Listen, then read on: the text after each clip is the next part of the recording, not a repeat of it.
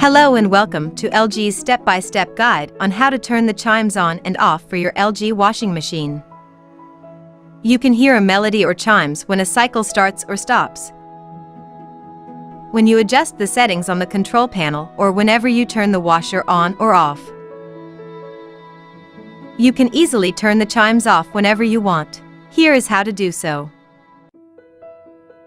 First, make sure the washing machine is turned on. Next, press and hold the two buttons above the signal marker at the same time for 3 seconds.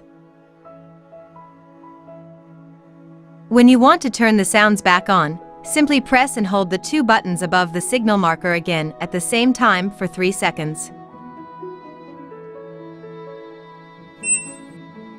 And it's that simple to turn on or off the melodies and signal sounds.